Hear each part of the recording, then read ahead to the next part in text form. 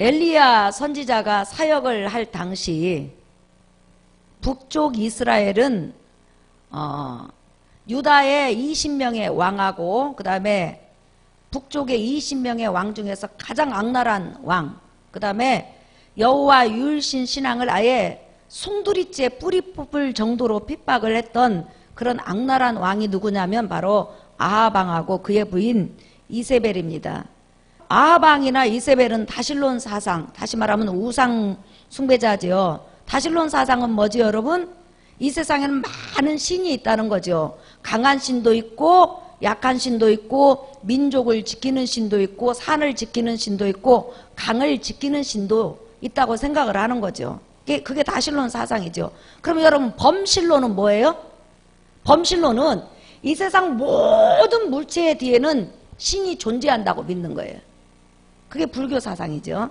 그러니까 이 꽃 뒤에도 신이 존재하고 이 건물 뒤에도 신이 존재하고 나무에도 신이 존재하고 이렇고박이 이렇게 별들도 각각 신이 존재한다. 그러니까 모든 눈에 보이는 물체 뒤에는 신이 존재한다. 이게 범신론이에요.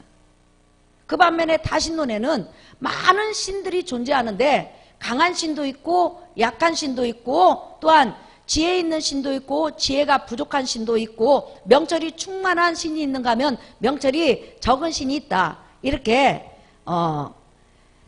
모든 물체에 신은 존재하지는 않지만 그래도 신은 여러 종류의 신이 있다 하는 것이 바로 다실론 사상이죠. 근데 성경에서 가리키는 것은 따라합시다. 신은 유일하게 여호와 하나님밖에 없다. 시작. 다른 것은 다 존재하지 않고 마귀는 하나님이 보시기에 신이 아니라 피조물이고 버려진 존재다. 네, 그래서 우리는 유일신 신앙을 믿어요. 믿으시면 아멘 하십시다. 우리는 유일신 신앙을 믿죠. 그런데 이렇게 북쪽 이스라엘은 원래 여호와 유일신 신앙을 가지고 장차 오실 예수 그리스도를 기다리면서 제사를 지내면서 믿음을 가지고 살아가는 민족이었잖아요. 그런데 북쪽 이스라엘 아합 왕 때 이세벨 때는 얼마만큼 여호와 유일신 신앙을 탄압하고 종교 탄압을 했는지 믿는 사람, 믿음을 가진 자, 숨어서 믿는 사람이 몇 명이었다고 그랬죠? 7,000명. 그래, 여기서 숫자는 남자만 가리키는 거예요. 예. 7,000명. 그러니 여러분, 그 당시 북쪽 이스라엘의 군대가 100만 명 정도 됐거든요. 20세 이상의 군인이 100만 명 정도 됐는데 여호와 유일신 신앙을 가진 자가 7,000명 정도면 여러분 사실상 거의 없다고 생각하면 되죠. 다 멸절된 거예요. 그런데 이때 사역한 사람이 누구냐면 엘리야예요. 엘리야가 아합 왕이 22년 정도를 왕위를 가지고 나라 민족을 다스렸는데 22년이 넘도록 여호와 유일신앙을 가리키고 많은 표적과 이적을 행했지만 얼마나 정치적으로 종교 탄압을 했는지 도무지 숫자가 불어나지 않고 줄어들어. 나중에 엘리야가 여러분 너무 핍박이 세고 이세벨이 자기를 죽이려고 하니까 하나님 앞에 자그마치 어디로 가지요? 잠깐 여러분 지도를 좀 보여주실래요? 지금 여기 북쪽 이스라엘이거든요. 여기에서 여기까지 도망갑니다. 수백 킬로 도망가가지고 여기서 하나님 앞에 차라리 자기가 죽었으면 좋겠다고 그래요. 왜 죽었으면 좋겠다고 생각했을까요? 아무리 여호와 유일신 신앙을 외치고 백성들에게 표적을 보여도 백성들이 꿈쩍도 않는 거예요. 그러면서 이제는 힘이 없어. 아무리 표적과 능력을 행해도 사람들이 변화되지 않는 것 같은 거예요. 그러면서 이제는 나는 소망이 없습니다. 차라리 내가 죽었으면 좋겠습니다. 그러면서 하나님 앞에 하선했을 때 하나님께서 바알에게 입맞추지 아니하고 다실론 사상을 받아들이지 아니하고 여호와 유일신 신앙을 지금까지 간직한 사람이 이스라엘에는 7,000명이나 있다. 이렇게 주님께서 말씀을 알려주십니다. 근데 여기서 우리가 중요한 사건이 하나 있어요. 여러분, 지금 북쪽 이스라엘에 바알에게 무릎을 꿇지 않고 믿음이 좋은 사람이 7,000명 정도 있었어요. 그리고 우리가 성경을 보면 엘리야 선지자를 따라다니던 선지 생도들이 있었다는 거예요. 길갈에도 또 여리고에도 또 베델에도 요단에도 많지는 않았지만 있었다는 거예요. 그런데 하나님은 엘리야의 후계자로 북쪽 이스라엘 백성을 이끌어갈 영적 지도자로 엘리야의 제자들이 아닌 농사꾼 엘리사를 불렀다는 거예요. 쉽게 말하면 하나님께서 대한민국의 백성을 영적으로 이끌어가고 예수 그리스도를 증거할 수 있는 주의 종을 부르는데 대한민국에 얼마나 신학생이 많이 있습니까? 근데 그 신학생 중에서 부르지 않고 저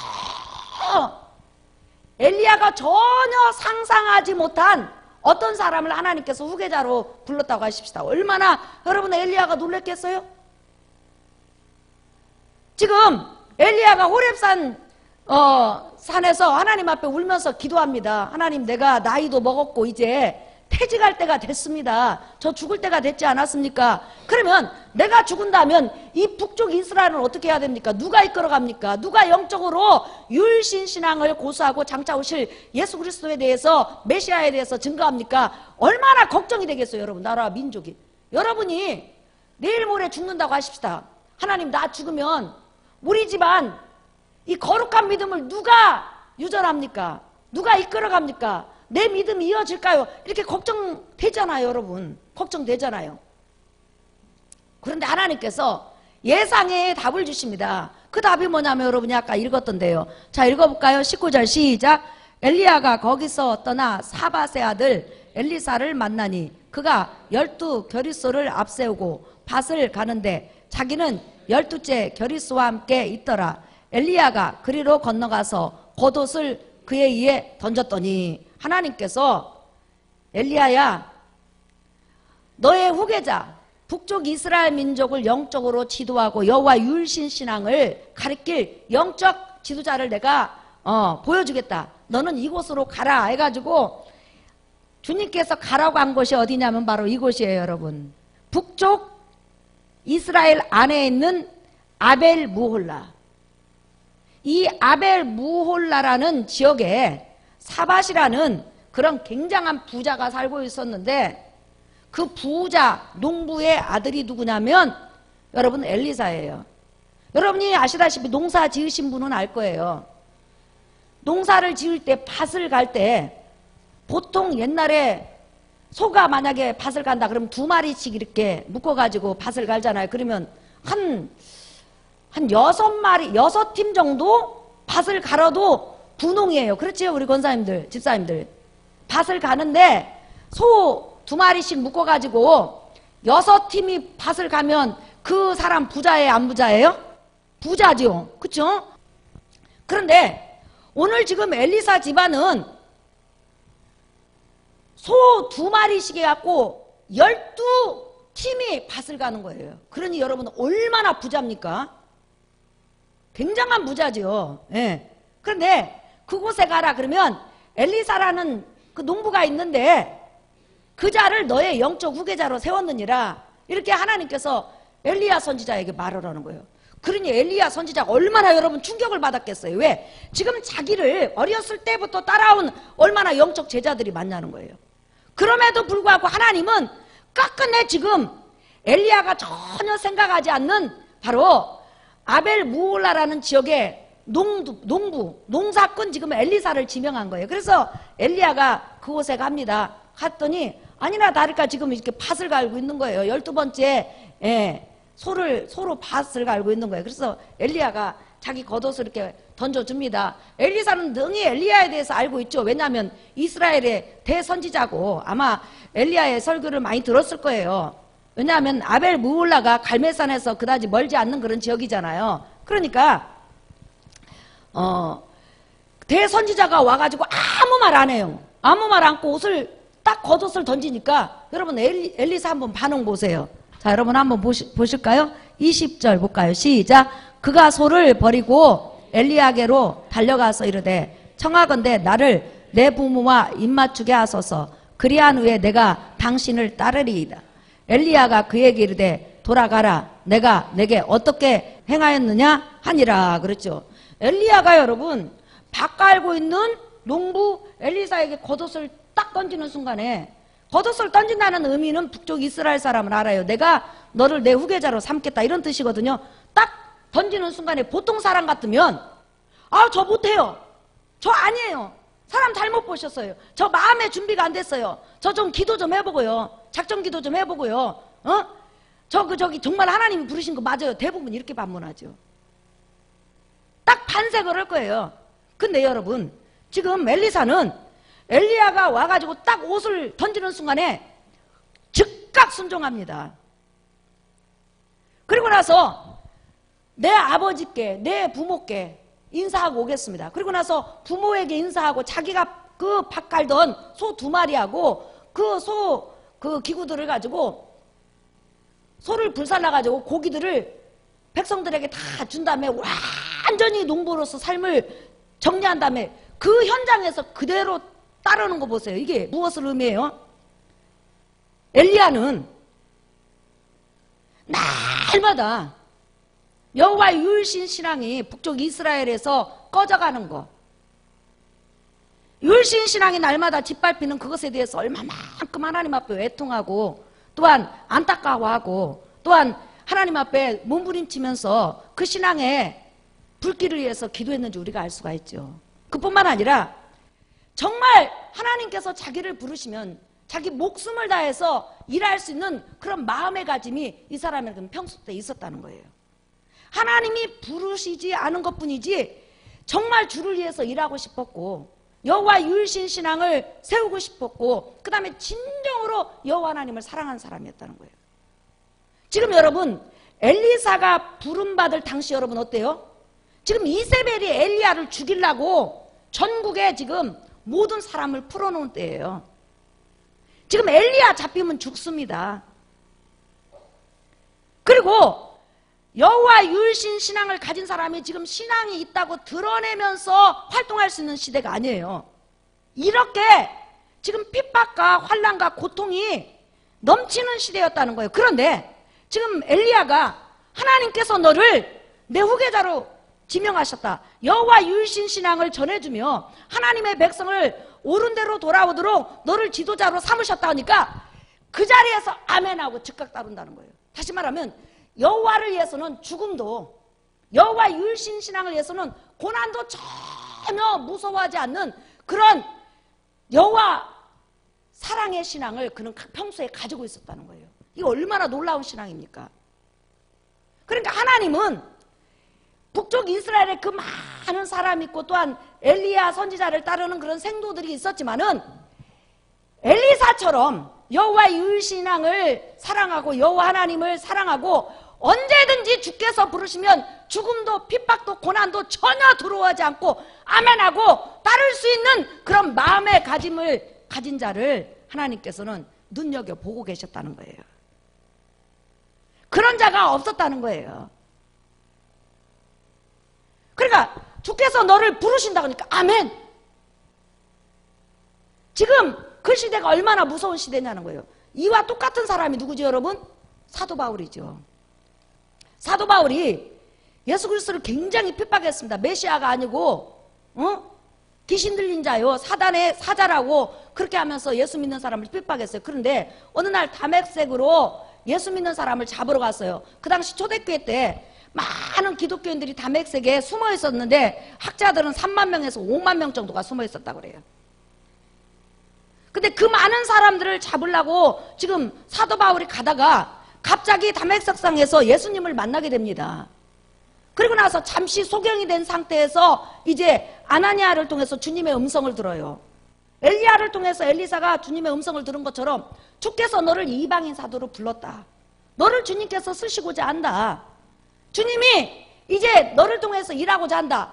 그 말을 딱 듣는 순간에 지금 기독교인들이 핍박을 당하고 잡히면 죽임을 당하고 고난이 지금 눈앞에 있음에도 불구하고 사도 바울 예수 그리스도가 하나님이 보내신 자요 하나님의 아들이요 유일한 구세주라는 것을 딱 아는 순간 죽음도 두려워하지 않고 고난도 두려워하지 않고 아무것도 무서워하지 않고 아멘 하고 그 자리에서 딱 따르는 거 보세요. 이렇게 여러분 엘리사가 주님을 사랑하고 담대한 믿음을 가진 자였다는 거예요.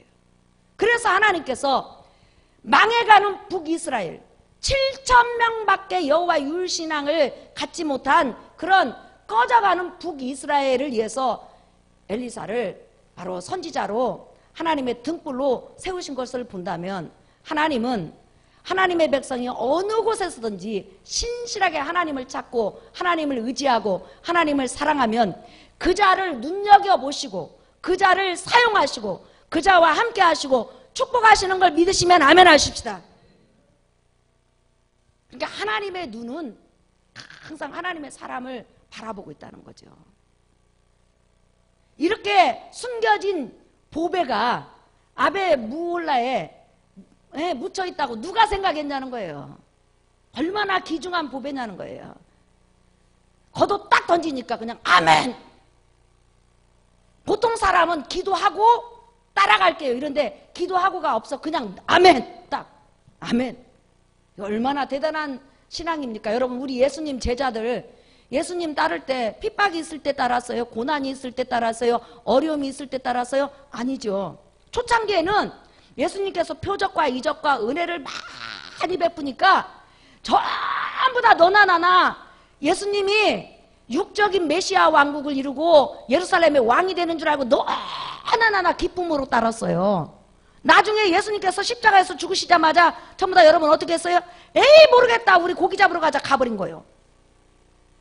그런데 지금 엘리사나 사도 바울은 자기가 예수 그리스도를 증거하면, 또한 여호와 율신 신앙에 대해서 증거하면 곧바로 탄압이 오고 죽음이 오고 고난이 오고 위협이 오고 또한 박해가 온다는 것을 알면서도 하나님께서 자기를 부르시니까 아멘하고 따르는 거 보세요. 그렇기 때문에 하나님께서 엘리사 선지자를 쓰실 수밖에 없었고, 또한 그와 더불어서 동행했는데 나중에 여러분 왕이 변화돼 갖고 엘리사를 뭐라고 하냐면 내 아버지요 그래요. 사람이 변하려면 한순간에 변한다니까 믿으시면 아멘 하십시다. 아합의 손자가 변화돼 가지고요 엘리사 선지자를 내 아버지요 그런다니까요. 그리고 엘리사 선지자 때 얼마나 이스라엘 백성이 많이 변화됩니까? 그러니까 사람은 한순간에 변화돼요. 믿으시면 아멘 하십시다. 엘리야는 죽도록 고생하고 열매를 많이 못 봤어. 그런데 하나님께서 엘리사 시대 때 엘리야가 고생하고 눈물 뿌려서 헌신한 그 열매를 거두게 하심을 여러분 믿으시면 아멘 하십시다. 그렇기 때문에 여러분들이 어떤 영혼을 놓고 기도하다가 실망하지 말라라는 거예요. 때가 이르면 거두는 것을 믿으시면 아멘 하십시다. 태어날 때부터 잘 먹고 잘 살고 잘 입고 산 엘리사였지만 이제 하나님의 종으로 딱 부름받는 순간부터 그 앞에는 고난이 기다리고 있습니다. 앞날에 어떤 일이 일어날지 몰라요. 근데 엘리사는 이 우주 만물의 주권이 하나님 앞에 있다고 믿는 거예요. 자기 앞길에 대해서 자기는 알지는 못하지만 하나님 앞에 자기 일생을 맡기고 따라가는 거예요. 때로는 여러분 양식이 떨어져 갖고 그 제자들과 더불어서 들수박을 삶아먹는, 들호박을 삶아먹는 그런 일들도 성경에 나타나잖아요. 그런데 하루하루 앞일은 모르지만 전능하신 하나님, 나를 하나님의 사람으로 부르신 하나님이 내 앞길을 책임진다고 믿고 따라가는 거 보세요. 여러분의 앞길도 한 치 앞도 우리가 알 수 없지만은 하나님 앞에 맡기는 은혜가 있기를 예수의 이름으로 축원합니다. 우리 한 치 앞도 몰라요. 우리가 걱정한다고 해서 우리 키를 자라게 할 수는 없어요. 하지만 중요한 것은 하나님이 하루하루 나의 삶을 책임진다는 거예요. 그리고 그분이 어려운 일이 있을 때 나를 구해주실 거라는 거예요. 그리고 그분이 나를 안아주실 거라는 거예요. 그 믿는 믿음을 가지고 살아가는 여러분 되시기를 예수의 이름으로 축원합니다. 자, 그러면 여기서 한 가지 더 생각해 보겠습니다. 지금 엘리야 주위에는 선지 생도들이 많이 있습니다. 근데 하나님께서는 왜 선지 생도들을 쓰지 않고 엘리야를, 농사 짓는 엘리야를 쓰셨을까? 그 두 번째 이유가 있습니다.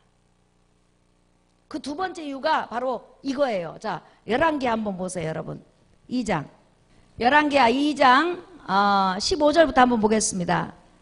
맞은편 여리고에 있는 선지자의 제자들이 그를 보며 말하기를 엘리야의 성령이 하시는 역사가 엘리사에 머물렀다 하고 가서 그에게로 나가 땅에 엎드려 그에게 경배하고 시작. 그에게 이르되 당신의 종들에게 용감한 사람 50명이 있으니 청하건대 그들이 가서 당신의 주인을 찾게 하소서. 염려하건대 여호와의 성령이 그를 들고 가다가 어느 산에나 어느 골짜기에 던지셨을까 하나이다 하니라. 엘리사가 이르되 보내지 말라 하나 무리가 그로 부끄러워하도록 강청하매 보내라 한지라. 그들이 50명을 보냈더니 사흘 동안 찾되 발견하지 못하고 시작. 엘리사가 여리고에 머무는 중에 무리가 그에게 돌아오니 엘리사가 그들에게 이르되 내가 가지 말라고 너희에게 이르지 아니하였느냐 하였더라. 아멘. 엘리야 선지자를 지금 엘리사 선지자가 따라다닙니다. 예. 그리고 선지 생도들도 지금 많이 있습니다. 여러분 잠깐 그 요단강 지도 이렇게 보여주세요. 지금 이 길갈에도 선지 생도들이 있고요. 엘리야를 따르는. 그 다음에 베델에도 선지생들이 있고, 여리고에도 선지생들이 있고, 또 요단 근처에도 선지생도 학교가 있고 있습니다. 많이 있어요. 그런데 요 엘리야가 그 선지생들에게 말을 합니다. 하나님께서 내게 나타나셔서 해오리 바람으로 나를 하늘로 이끌어 간다고 말씀하셨다. 어느 순간에 하나님이 나를 해오리 바람으로 이끌어가면 이제는 나의 후계자로서 엘리사가 사역을 감당할 것이다 하면서 자기가 해오리 바람으로 죽지 않고 하나님 앞에 이끌려서 하늘나라로 간다고 그렇게 말씀을 전한 거예요. 그러니까 선지생도들이 여러분이 보시면 길갈에서 베델에 가니까 갑자기 베델 선지생도들이 엘리사를 부르는 거예요. 당신 알고 있냐? 선생님이 해오리 바람 타고 하늘로 올라간다고 하는데 당신 그걸 믿냐? 그러니까 나 믿는다. 너희 잠잠하라. 그러고 나서 다시 베델에서 여리고로 가니까 또 여리고에 선지생도들이 당신 알고 있냐? 우리 선생님 지금 해오리 바람 타고 하늘로 올라간다고 말씀하시는데 진짜 올라가는지 당신 알고 있냐? 알고 있다. 조용히 해라.